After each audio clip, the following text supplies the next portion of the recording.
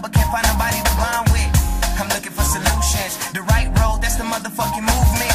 Loose lips, sink ships, that's... Hi everybody, welcome to SoO NoRa. I'm your host NoRa. This is an amazing interview I've been waiting so long to do. We're here with Mr.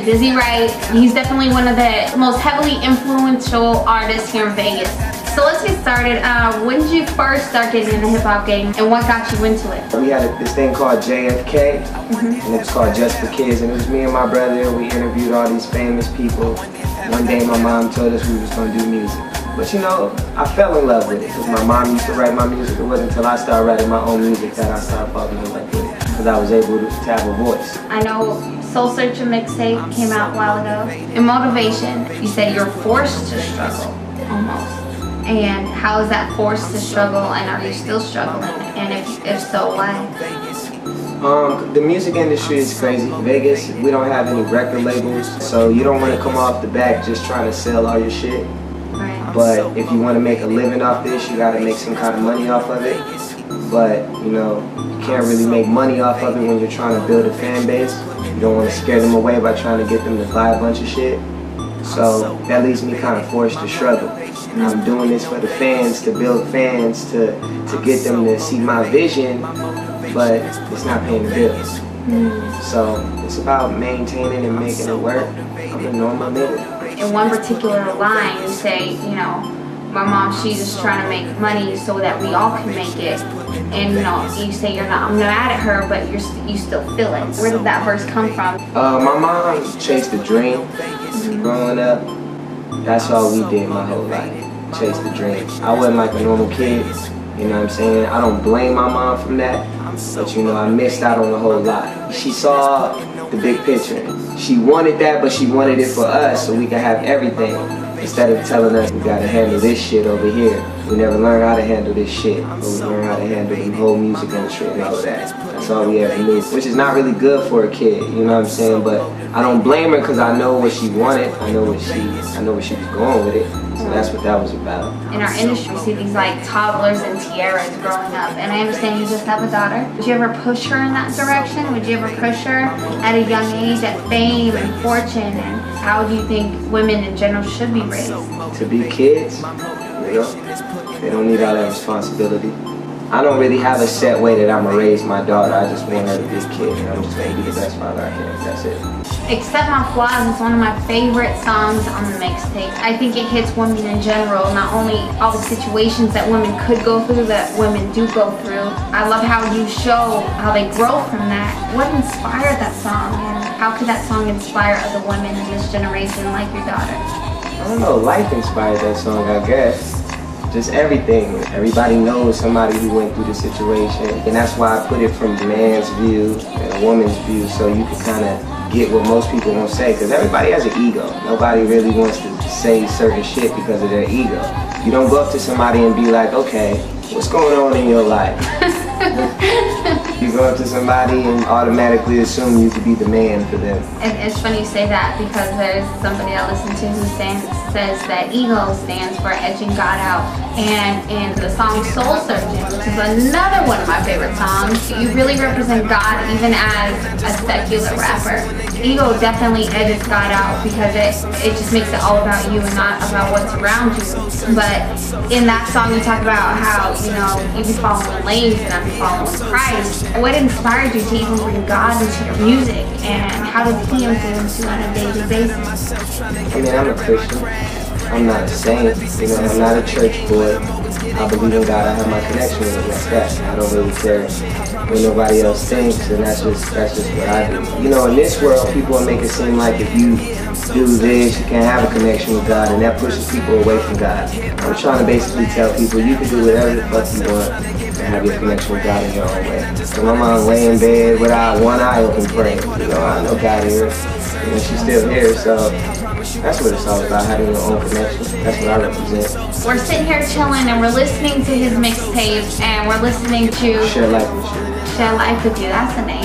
And I love that because it shows the process of love in general. Where did that come from, and did that discourage you from love almost? Because you were in like with somebody and she was just like 2 days later, well, I'm in love, let's get married tomorrow. Like, it only will discourage an immature mind. Until people know that, you know, you don't need to deal with that person because their mindset isn't there yet. We go off of attraction. If we like somebody, even if we know it's not gonna work, we still gonna fuck with that person. You know, my thing is just like, I don't want to be in love with nobody right now. You know what I'm saying? I got my daughter, you know, she's enough right now, you know, but I would love to like somebody, you know, tell you a whole bunch of nice shit, kick it with you. I'm not just trying to fall right in love. Don't tell me you love me after 3 days. What the hell? You know what I'm saying? So that's what that's about. Really just trying to get people back to the roots, you know, the process. Like somebody first, really like somebody, really like somebody, and then love them. You know what I'm saying? Right. Don't just like them for a day and love them the next day. That's weird. And you know, what's crazy is in today's media, they show us things like, don't know you love them from the first day you meet them. I think that's wonderful, especially you having a daughter. What would you tell young women, especially in this day and age with media? Where should they really get their basis from how they should love and how they should feel about themselves? Your parents, that's what they're there for. You know, parents got to take more control on their kids. And what if they're not? The people you surround yourself around, go off TV, go off regular life. Talk to the people you think you can talk to around you. If you don't have nobody, it's time for you to figure it out. Like, you know, that's tough love. I mean, I had to do it. If I could do it, I know anybody can do it. But I don't know, like, you know, you're gonna watch TV, they have to do that kind of stuff because it's entertainment. If they didn't do it, we wouldn't want to watch it. We, as like older brothers and older sisters and parents, can allow our kids to, you know, learn from that. And if they do, they're gonna have to figure out the hard way that ain't the right way. And that's just tough. That's life. That's life, period. So I'm gonna let my daughter live life, but I'm gonna be very involved. I'm gonna talk to her. She's gonna be able to talk to me, and that's the best I can do. And I'm not gonna try to keep her closed-minded. Closed-minded people annoy me. On Soul Searching, before your last track, you have Black people. In that song, where did you get the influence to even have the courage to say what you said in that song? Not being able to do anything. Black people can't even get together without something happening. And we're comfortable with that. We just brag about it, right? Black people can't even get the bag. You know what I'm saying? What the fuck? I hate it. I hate that I can't go somewhere else because motherfuckers is tripping over nothing. I'm probably not going to be able to change that, but, you know, I'm trying. So that's really what my music is for, to try to do something. I know I'm not going to change the world, but I'm going to try. And it starts with one person at a time. And I think it's amazing what you're trying to do. You're trying to get your voice out there. And I want to thank you for doing that, because I still try to deal with that issue even with my own race. It was supposed to be for everybody. It really was, because like I said, it's a unity thing. And I see what's happening to my people, so I'm talking about what I see. But I feel like we can be an example. Let's talk about SoO for a second. So in that song, you talk about a woman named Tyresha, and you say that, you know, that's your ex-girl, ex-diva. So what we all want to know is that, is Tyresha real? Like, did you actually kind of put her business out on the streets, but do you? Tyresha is real, but she is not a girlfriend, and Tyresha is not her name. Oh, well, way to cover it up. So that stands for that. So only Tyresha knows. Tyresha or really like Sarah or something. You know I'm gonna ask everybody, are you Tyresha? Who are you? You'll never know. Who are you? Tell me who you are. I don't think I could ever do that. That'd just be.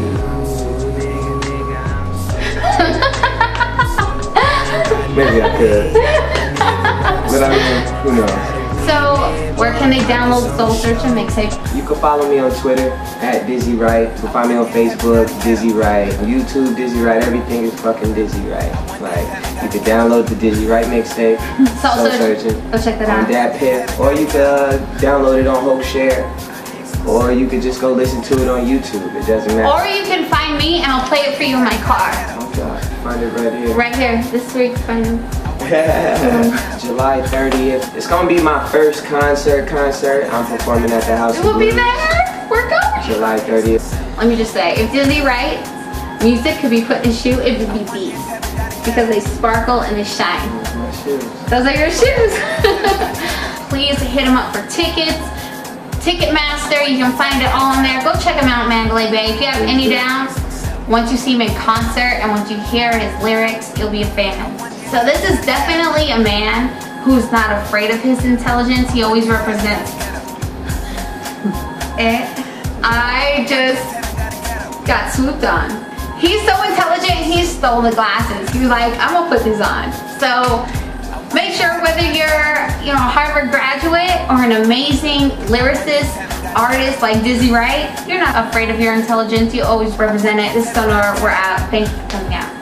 Self-impositions, I know it looks appealing, but we gotta make better decisions. We living in a life full of sin, where everybody trying to get it in. I don't care where you going, I care where you been. So talk about that when you try to talk